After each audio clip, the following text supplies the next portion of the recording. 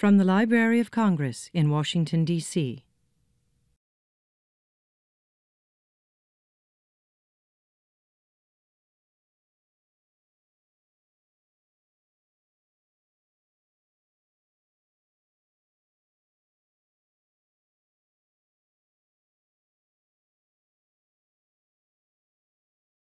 I'm Ann McLean from the library's music division. We have a great year of new music coming up with American Voices as the theme for the season. Tonight we're delighted to be presenting a talk with three exhilarating forces on the contemporary music scene. Composer Nico Muhly, a remarkable and exciting voice in American composition, the terrific violinist Daniel Hope, a longtime friend of the library, and pianist and conductor Jeffrey Kahane, music director of the Los Angeles Chamber Orchestra. We're very pleased about the premiere of Nico Muhly's Comparing Notes tonight. It's a commission from the library's McKim Fund that grew out of a conversation with Daniel Hope a few years ago about his interest in working with intriguing younger American composers. You may be familiar with some of Nico Muhly's works, including his recent chamber opera Dark Sisters, his 2011 opera Two Boys, described by the New York Times as serious and radiant, a landmark in the career of an important artist. The partnering commissioners for that were the Metropolitan Opera, Lincoln Center Theater, and the English National Opera. And there are a number of fascinating collaborations as performer and composer. I read about one online with the Navarra String Quartet, a 7-trombone collective, and a singer, Sufjan Stevens. So please welcome these gentlemen now and enjoy the concert afterwards.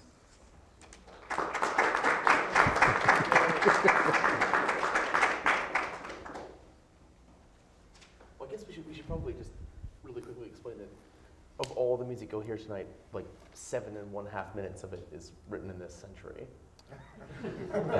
That's right. Right. Yes. That's true.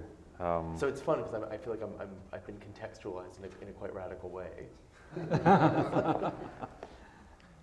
Is that unusual these days for you? Yeah, it is actually. Because normally you sort of groom the audience into accepting the advances of new music. Right. And it's a slow, you sort of move from a little bit of Stravinsky and then into. Right. But you guys are, what's the, well, the Ravel is kind of a weird year, but. Yeah, what is it? It's 1894, I think, something like that, yeah. They're playing Brahms, basically, is what's happening. Which is great. I love that Brahms. That's the only one whose piano part I can actually play, which is. Well, for us, it was quite a challenge to decide where to put your piece because we had decided quite some time ago. We both love this Brahms sonata, which I think it's an amazing piece. But we wanted to obviously feature your piece in a prominent way. But at the same time, we wanted to try and make a statement with it. And so the idea that I had with this Ravel piece, which is, I think, quite an amazing work, a student piece. There are elements of what's coming from the piano trio. There are elements of that typical Ravel sound, and yet he's also searching for something. So it's very much a young man's view of probably the end of Romanticism. And so once we received your piece, and we were so happy to get it and to start playing it, we thought it might be a nice kind of juxtaposition to have each half open with, in a sense, a young man's statement on, in this case, a different century. So I hope it's okay that we put it in there. I'm sure it's great. I mean, it's a strange thing for me because I always feel like any concert with that Brahms, the first Brahms sonata, it just makes me so happy. It doesn't matter what else is on it. You can just sort of scraping away awkwardly, and I'd be delighted. I think we feel the same way. The Brahms G major is arguably one of the very greatest pieces of chamber music ever. And I actually just said to Daniel today, I said that's a piece, if I had to play it every day for the rest of my life, I don't think I would mind terribly, or at least every week anyway. But this question of programming and contextualizing new music is one that I actually obsess about. And having been a music director of 3 orchestras, and in two of the 3 cases, having taken over orchestras that had audiences, I guess I would have to put this in the most respectful and polite way possible, that were somewhat resistant to new works. And And what I found is that context is absolutely critical, and trust, that one wins trust over time with new music. And it was very interesting. I just opened my season in Los Angeles this past weekend with a piece by Ravel, the Ravel Piano Concerto. The second half of the program was the Beethoven Violin Concerto, and in the middle I put two new pieces by young American Andrew, right? One by Andrew Norman, friend and colleague of ours, and another by James Matheson. And the critic of the Los Angeles Times, who is a very, I don't know what the word is, he's a fervent advocate for new music, and a very intelligent one, really. What I was going to talk about was the fact that I made a very calculated choice not to do the obvious thing, which is to open the program with the curtain raiser. One of these pieces was very short, and perhaps open the second half with another piece of new music or something, but actually to put the new music right in the center of the program. And it worked just fine. But I do think the tradition has been, I'll just share this and then I'll be quiet. The tradition has always been, for many, many years, until fairly recently, you put the piece of new music first, so you got it out of the way so that people wouldn't be in a bad mood, later. And I am not kidding you when I tell you that my orchestra used to sell seats on the aisle at a premium so that people who didn't want to hear the new pieces of music could leave and come back without having to disturb anybody. We don't do that anymore, and people don't leave anymore. That's really the point I was going to make, is that by contextualizing everything, both new and old, I think it changes the way people perceive things. Oh, quite, yeah, exactly. And it's also, one of the scariest things about studying music composition in school is that your music generally is performed only in the context of other new music, right? Which stops becoming a concert and starts feeling like a medical procedure pretty quickly, no matter what the music is. Right. Even if it's all great, it's like if you have 6 new pieces in a row, you start to want to die. Right. And there's there's no way to program it correctly. That's right. With student works, but it's also a strange thing. It's like if you get commissioned for a thing and it's of a certain length, you almost can guarantee where it's going to go in the program. Someone says, between 8 and 12 minutes, you're like, well, that's first, obviously. Right. Right. So it's first, and then so you do that, and then La Mer, and then intermission, and then Beethoven 4. That's right. That's a concert, right? That's right. This is How do you actually go about sitting down and writing a piece? Because for us interpreters, it's a much different thing. We're able to look at these pieces that have been around for centuries, or that are new, and kind of put our own stamp. But if I think of a Brahms actually sitting down and writing the opening of that G major sonata, how do you go about doing something like that? How do you compose? I feel like I can answer this sort of obliquely. With Brahms, I feel like, especially with that sonata, it feels like he almost wrote it from the inside out. It's so perfectly kind of symmetrical, and the third movement relates to the first, and everything is kind of interconnected, and it feels like it was written in some kind of bizarre circle. Do you know what I mean? Where it's everything feels related. In the case of this particular piece, I just kind of got obsessed with what I could do with a series of episodes that obsessed over single notes, and I figured out what those notes would be. And there's a sort of sense that in each of the sort of 3 big sections of this piece, that there's one single pitch that's almost constantly being agitated and fretted over. I just like that image of string instruments at the end of the day always coming back to these open strings, and despite all the sort of athleticism that you can do, there's a sort of bone structure, which is these 4 strings. From there, it got very abstract, but I made the structure first. And wrote out these sort of 5 big sequences on a piece of what essentially is a napkin. It's sort of a large piece of paper. The notes and the rhythms come last. It's like first is the structure, and then everything else. That reminds me, you must have heard this. There's a famous, I think it's true, but it could be apocryphal, but I seem to remember reading that Ravel once said, he was asked how his new piece was coming. He said, I have it all done except for the notes.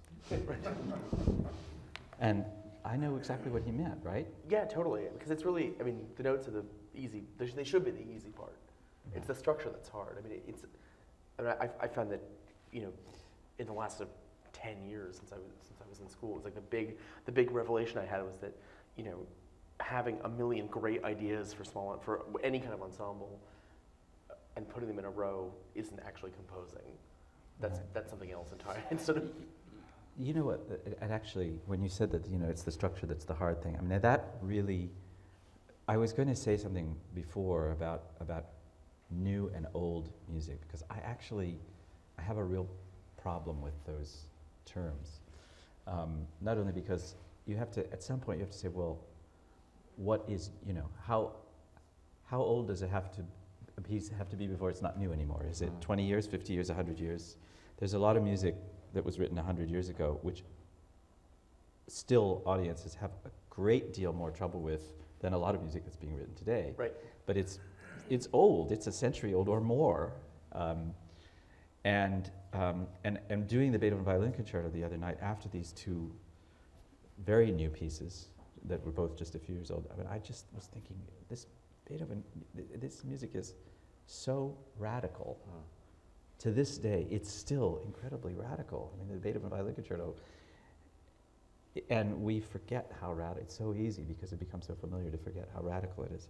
But where I was going with that is just that with Beethoven, I mean, the way that he wrestled with structure is It's so good. I know. I mean, it's so amazing. Funny you should say. I was just in Cincinnati last night, in fact, talking with a bunch of high school students, and I was giving a sort of masterclass, and this one student had come in with this very complicated piece of piano music, and I said, well, you know, the obvious kind of thing I would tell you is that you probably should get really involved in late Beethoven piano sonatas. And he said, well, you know, I've never heard any Beethoven piano sonatas. I thought, all right, good. This is we can start. And then I got to thinking about, you know, how insanely structured those last Beethoven sonatas are, where you think it's almost like looking at someone wearing a suit 5 sizes too small, where it's like the musical information is just bursting out of the dressing.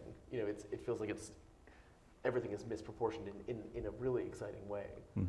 But what do you feel when you hear a piece of Beethoven? I mean, do you dissect it in terms of structurally what's going on, or are you inspired by it, or how does it have an effect on you? With Beethoven now, I mean, I feel like now it's kind of the opposite. I love it just because I kind of don't want to dissect it. It's bizarre, but it feels also really like alive.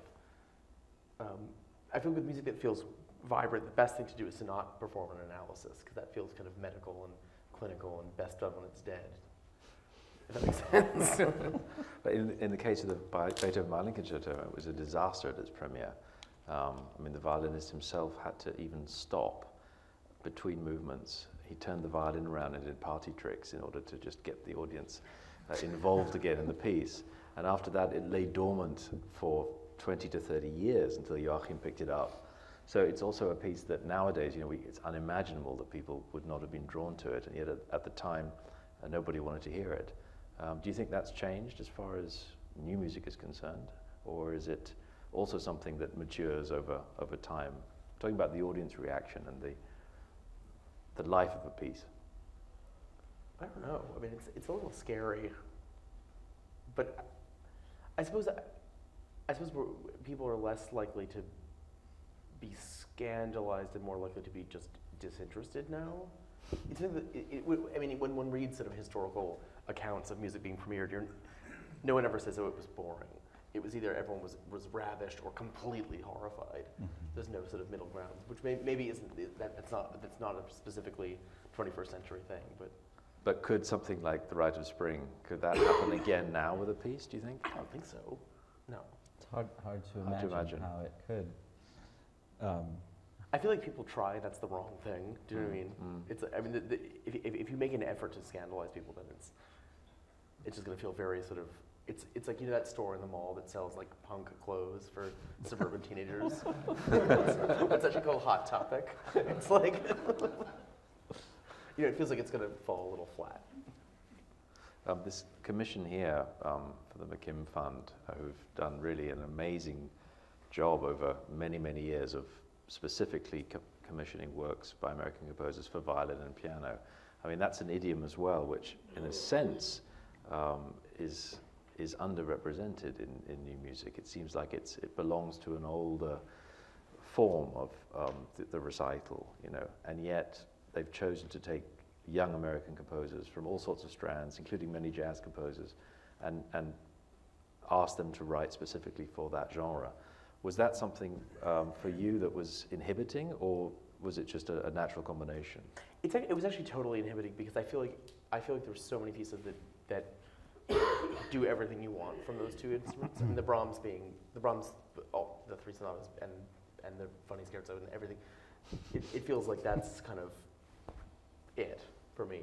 And as someone who's had to play them in various ways, like I used to make money accompanying Brahms sonatas. That was, you know, and I feel like they're so great. They really do. And the Beethoven sonatas, and there's so much fabulous rep for that combination that my approach was a much more like austere kind of clearing out all the information. You know, because the temptation is to say, well, I'm going to write the definitive 21st century, piece for violin piano, but that feels like also a different store in the mall, But so the trick was just to find some very strange itinerary through the possible things that you can do with that combination, and not try to have it feel encyclopedic, as the Brahms sonatas do, or as the Beethoven sonatas do, or even as the Stravinsky sort of duo concertante, like all that stuff feels like, even though he's stylistically restricting himself, he goes all the way from the bottom to the top.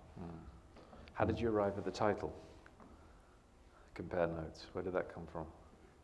It seems like basically what you're doing, what his right hand is doing the whole time. Yeah. Just sort of, it's almost like that trick of trying to imitate someone's voice immediately after they're speaking. It's all canonical material and kind of chasing each other around. But also comparing notes is one of those strange idioms that people use. Yeah. Right. You get a phone call and say, "Oh, it would be great to just take 10 minutes and sit down and compare notes." And you think, I don't know.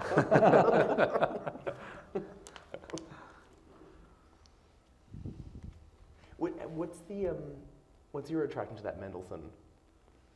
Oh, the Mendelssohn, this is a good story. We should talk about the Mendelssohn. Yeah, absolutely. We can actually tell our story about the first time we played it. Yeah, well... was it a scandal? It was almost a scandal. It could have been a scandal.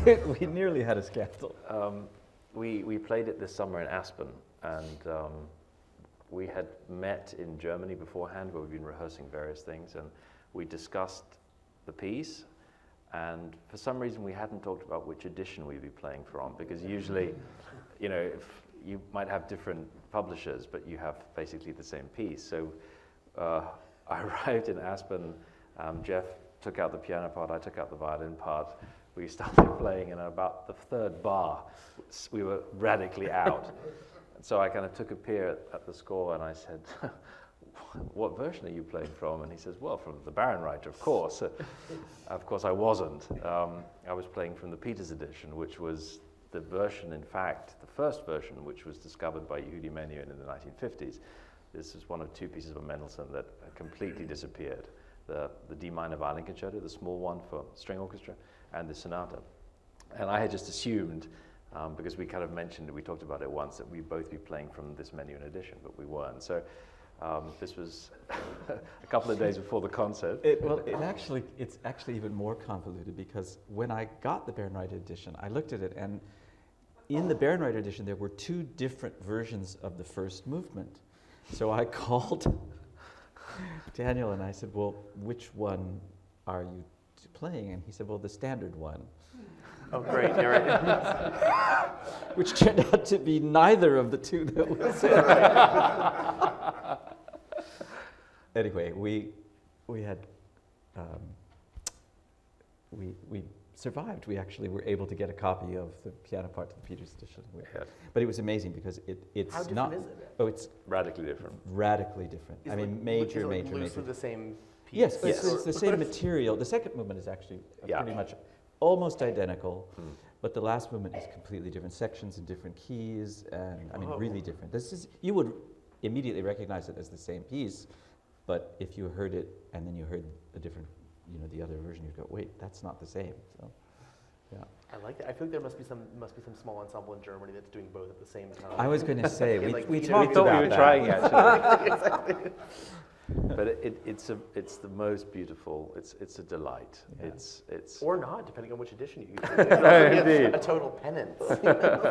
But it's this youthful, exuberant Mendelssohn, which, you know, you have the feeling, I mean, that he just could do anything at the time, and he was, at the same time, I mean, the second movement has it's incredible depth to it, and yet everything seemed to kind of come easy to him, and we were, having had the Brahms in the first half of this program, which, as you say, is so monumental and so huge, we didn't want another piece that was kind of in that same vein, but that maybe showed a different color. And both Jeff and I just adore Mendelssohn's music. So we thought it was a nice way of ending this program, kind of on a happy note, because it is unbelievably happy music, I think. Would you agree with that? Absolutely, yeah. Yeah. It's always good to end happy, I think. Especially if there's been an intermission. What do you think about the interpreter's role in terms of presenting, performing contemporary music? Do you think the interpreter should say something to the audience in general about the piece that they're going to play, or is it best just to go out and play? Because I've had these kind of discussions with a number of composers, and some they kind of go crazy when you say, well, you would like to say a few words about that piece, and say, you know, my music speaks for itself, or it doesn't need any introduction. Others say, it's great, you know, you should do that. Well, you sort of tricked me into agreeing to say something, which I feel like you had it both ways. I feel like once you've written the piece and once it's notated and once it's clear, it belongs no longer to the composer. It becomes completely the business of the interpreter to figure out how to deal with it. I think, like if the notation is super clear, and if it's legible, and if it's kind of if your reading of it is something even close to fluent, then that's just an accurate interpretation of it. So I wouldn't have anything to say, if that makes sense. Yeah, it does. I feel like you know, my music speaks for itself, and my music is so complicated that it requires many, many hours of explanation, are kind of the same thing, in a weird way. So you'll take a couple of hours this evening to... I would take 30 seconds and be like, it does this, this, this, and this, and then it's over. Which is really, I mean, you know, at the end of the day, it's even very complicated things can be explained simply, I think, and should be able to be explained simply. I feel like there's a danger with music that, you know, even the talking about it becomes, I remember when there's one of these probably made up facts where it's like more words have been written about Wagner than you know, amount of Wagner that there is, and you think there's something probably wrong with that. That's actually like a problem. It's like if you love Wagner that much, don't write a book, play it, or sing it, or deal with it in some way that relates to what it is, but don't impose these like secondary and tertiary structures. Or I mean, you know, I'm not going to forbid anyone, but it just seems like that it seems like there's a fetish thing with composers that you can get into. And I think, you know, Bach is another person where it's like people love to get really deep into it and figure out all the math and figure out all the things, and you think, well, okay, you know, that's great, but for me it's kind of the ice sculpture of things, where it's like it's gorgeous and impressive that you've done this, but I'm not quite sure what it means. Whereas the actual thing that you've carved, the swan on which you based your ice sculpture, is, you know, continues to be amazing, and can't we just look at it? Yeah. Do you think that all the sort of technological advances, all the computer software that you have nowadays, you know, you can recreate almost any instrument. So a composer could, if he wanted, hear the entire symphony the way he's imagining it immediately. Do you think that that's changed the way? I don't think it's actually true, though. You don't think so? No, because the technology is weird. It's kind of like, I don't know if you've seen those Pixar movies that are hyper realistic, and it looks kind of real, but everything's in equal focus. Like every blade of grass has its own little like lighting scheme, and every, so it doesn't look real actually. It looks like this other thing. So I feel like, you know, synthesizers have allowed you to render out realistic versions of what you think you might hear, but you can never actually make the three-dimensional space of real people playing, and you can never get the strange sort of accidental things, and you know, I think especially with orchestral music, it's really untrue. If I'm ever in situations where I have to make, like for instance in ballet, it's expected that the composer will make a sort of demo of what you're going to do, and that it will have orchestral sounds. I try to make them as terrible as possible, because you want people to be delighted when they hear the actual thing. Because God forbid you have some really expensive oboe sample, and the oboe sounds amazing, and it's all these things that the actual physical human being in the pit of the New York City Ballet is not going to deliver, like for one reason or another. It's much better not to pretend. But most of those MIDI samples that we get sent of pieces are terrible. I mean, so maybe... Mine are extra terrible. I go extra terrible.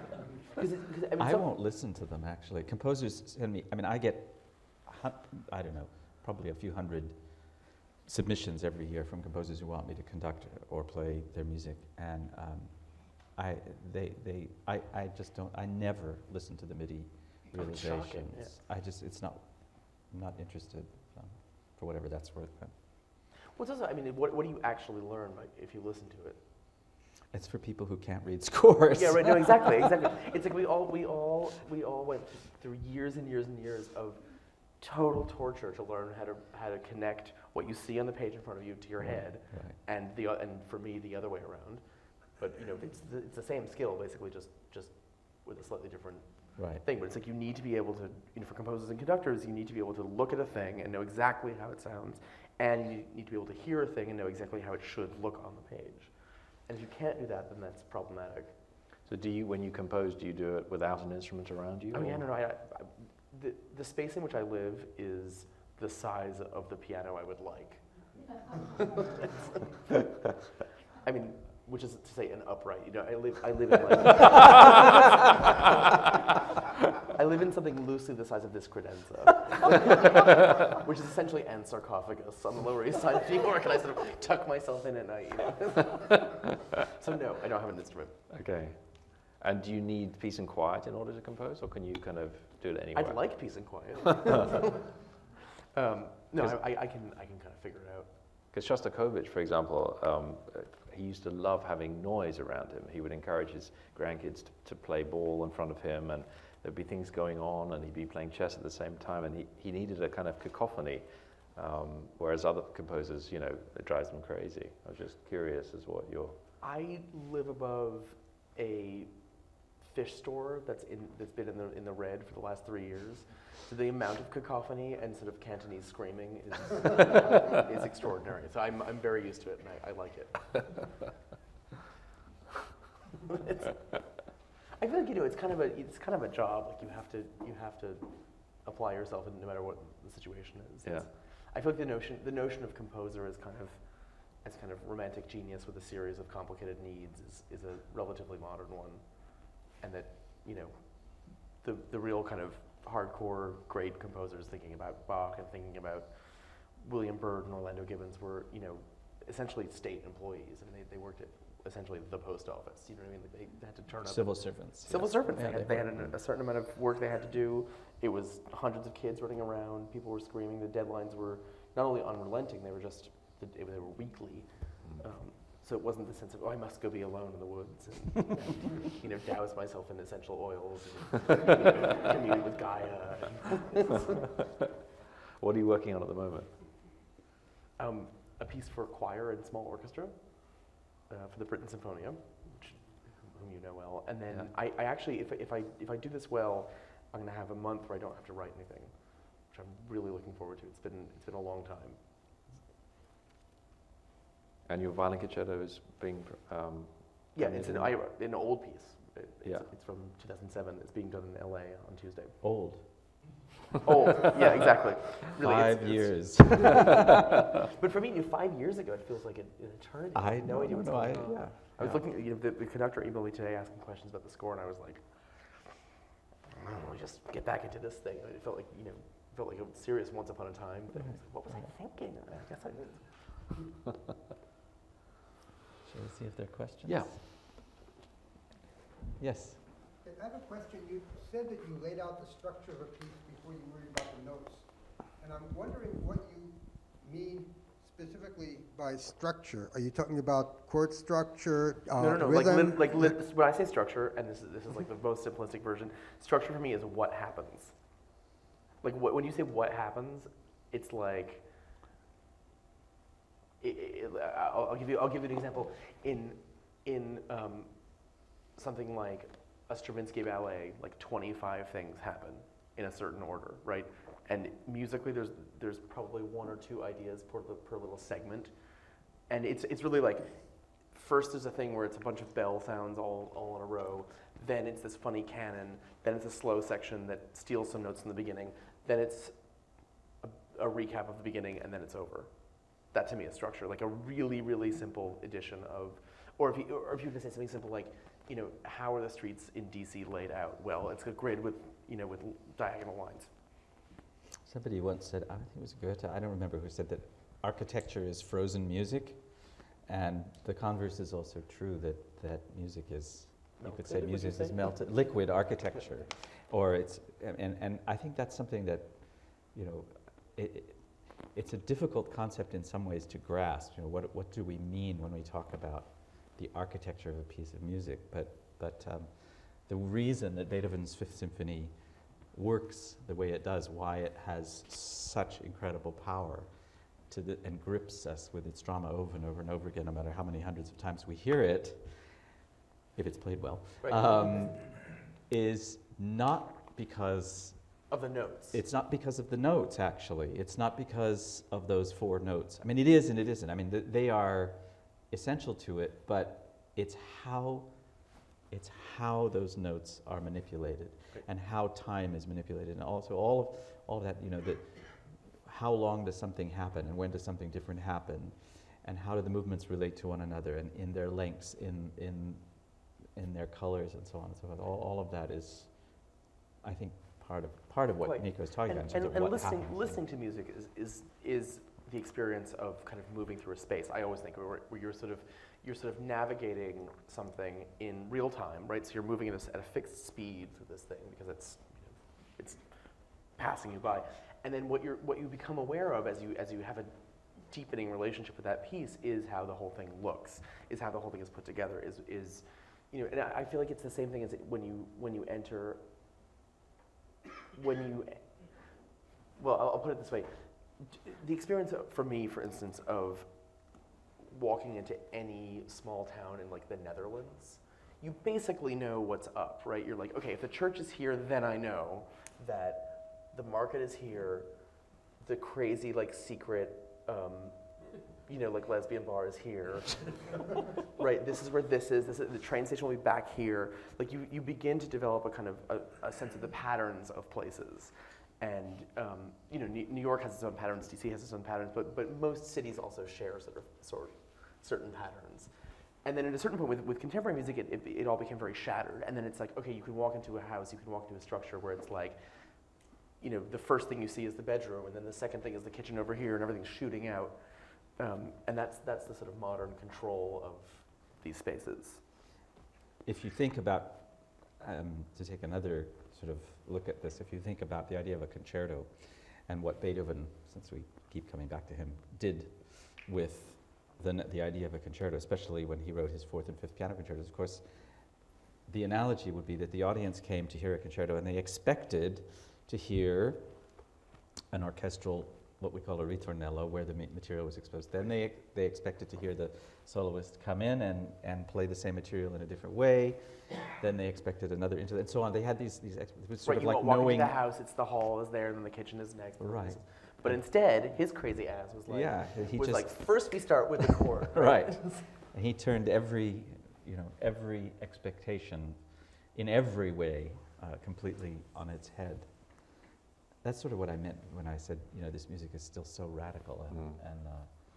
And with Beethoven, you get the sense too is that some of the space, some of the architecture of his music is known only to him in a weird way. I feel that way with Opus 111, where it's like it's so exploded that it's like he's taking you along with him, and he's just showing a teeny bit of the structure, but not a lot.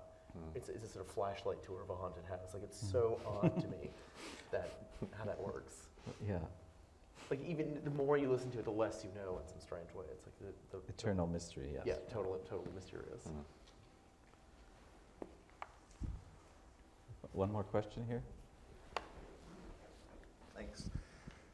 You mentioned that the kind of structure or the parameters of the commission felt in a way maybe restrictive, and and you also mentioned that maybe I'm misspeaking, and you can correct me, but you also mentioned that you laid out the structure of your piece before doing anything else, and it's about some tones or notes that are very prevalent or repeated or that sort of thing. Is there a link between those two parts of the story, which is to ask, was there anything in particular that inspired you or led you or informed the way you structured the piece? Initially, I was thinking that there would be sort of 4 sections. Each one would involve a droned note that would be one of the open strings of the violin. I ended up realizing that was actually not a sustainable idea. So all that remains of that is there's one section that explicitly uses that, where there's the kind of, he's playing all kinds of things on the E string, and the A string is always sounding. But then I thought, well, I can actually do this with the piano and set up these kind of repetitive structures. So the answer is sort of yes and no. Like there was an initial idea that was probably a bad idea that then got sort of corrected by practicalities. I mean, it's interesting because there exists a version of this piece. You know, I actually did write that out. You know, the kind of, and then I thought no, none of that is actually really right. It's a funny thing with structure because when I said that it was restrictive, for me that's actually a good thing. I want to be restrictive. Like, nothing is scarier than when someone says, write 20 minutes of music for whatever, go crazy. That to me is completely terrifying. And if we take it back to the sort of architectural thing, it's like most architectural situations, there's kind of a site and there's a program, right? And you say, well, we're building this thing between these two things, and this is, and there's this weird thing about the land. Also, there's this weird thing with the gas line. You start very quickly. You start developing restrictions, which are very useful actually when you think about how to make something. So when I say it was restrictive, it doesn't mean in any way that that's a bad thing. In fact, it's the more I almost wish I had had more. If you had said, well, it has to do this, and sometimes you get that. I mean, I wrote a piece for a cellist who was like, I really would love to show off my high register.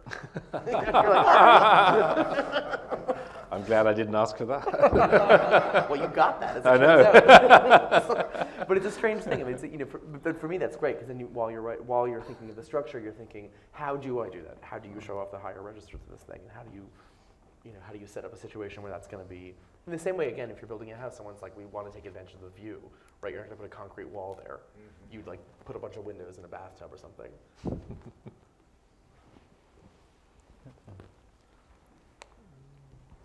Last question. The composer's notes about this piece tonight said that you two can play anything, and that he wanted to give you something rhythmic to chew on. And I was just wondering, for you as performers, when you play the music of contemporary composers, do they cause you to see your own instruments in a different way, or have you been inspired by some new compositions to have a different sense of your own musicology and your own understanding of music? Don't look at me. The question was to you. You want to answer that? Gosh. Well, I've certainly had the experience of having composers write things for me that I had to really stretch. I guess the best answer I could give is that I have definitely had the experience of having composers write things that I didn't think I could play. and then discovered that I could. In fact, my son, bless his heart, wrote me a piece, who's also a friend of Nico's, wrote me a piece a few years ago, a very short piece at my request. And speaking of interesting restriction, I asked him to write a piece about my dog. And he wrote a set of variations, each of which is inspired in some way by something having to do with my dog. But he wrote this 32-bar perpetual motion with constant fast motion in both hands, alternating double and single notes, but each hand in a radically different meter. So that every bar was subdivided into groups of, one hand was divided into 5 groups of 4, while the other was into 4 groups of 5, and then 7 against, I mean, it was just perverse. And I called him after about a month, and I said, "Are you mad at me about something?" I said, "I can't play this." He said, "Oh, yes, you can. You just need to work harder." And I did, and eventually I got it. But I mean, that's just one example of a case where a composer, and there have been others too, where I was confronted with something that I wasn't sure how to do, and I had to figure out a way because it didn't fall into the traditional modes of playing the piano. I've had a similar experience with certain pieces as well, although I have to say that's what I love about working with living composers, because you get the chance to consult them about their music. You know, Beethoven is up there on the wall. We can't really speak to him, but you do have the chance to directly comment on and to get to know what somebody has created, because I mean, I think as Nico said, in the minute he's finished it, it's gone out there in the world and it's up to everybody else to interpret it. But to have that feedback going on, for me personally, is very exciting. And I can remember Peter Maxwell Davis, he wrote a concerto for me. It's his second violin concerto. And there was one passage which was very, very long, and it was incredibly fast, and all in 7s. And I practiced that passage for just months and months and months, up to the first performance. And then I arrived, it was at the Gewandhaus in Leipzig, and I got there, and the meeting was with him, and he was actually conducting it. And we got to this passage, and I was sweating, because I was thinking, how am I going to do this? It was just so difficult. And eventually we got to that passage, and I played it as best as I could, and he stopped, and he said, "I'm not really sure that this is what I meant in that bit," he said. So I said, "Well, Sir Peter, I didn't quite know how to put this, but it's really quite difficult." And he said, "Yes, I think it's ridiculous, actually." he said, "What on earth was I thinking?" So I said, "Well, I wouldn't quite put it like that." He said, "It's dreadful. Take it out. Take it out." So I said, "Well, would you settle for 6s instead of 7s at least, you know, just slightly?" And he said, no, it's dreadful. Take it out." So he just put a huge line through it. And then after the first rehearsal, he said, "I'm so glad we took that rubbish out." So, you know, anything can happen. That's really funny. It was so amazing to see you on YouTube. You were, I guess, given an award for Schindler's List, the song by John Williams. Yeah. And did that, you know, evoke any emotion for you? Oh, absolutely. I mean, I think that's it's wonderful. It's an amazing film, firstly. I mean, the Schindler's List and the soundtrack. I mean, it was written for Itzhak Perlman as well, and you know, he's for me one of the great violinists. And I love that music. You know, that it's very deeply romantic, and it's especially the associations with the film, and as far as my family history is concerned, and Jeff's as well. It's very closely connected to that. So, you know, I'm open to all kinds of music. You know, I'm a classical violinist, whatever classical means. But I play Indian music, I play jazz.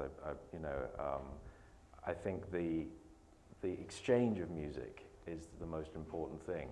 And that's what I find very exciting about contemporary music nowadays, is that composers have crossed over so many boundaries. You know, you're able to find so many influences. And if you embrace other music and other cultures, I think as a musician, then you're getting closer to the core of what you're supposed to do, which is listen and open your ears. Wonderful. Thank you so much, gentlemen, for this fantastic and absolutely fascinating talk. I think on behalf of the library and everyone sitting in this room, we are very much looking forward to the artistry you're bringing here tonight. Very excited for the world premiere of Compare Notes. And we, again, thank you, gentlemen, and thank you all for being here for this wonderful talk, and we will see you at 8 p.m. for the premiere. This has been a presentation of the Library of Congress. Visit us at loc.gov.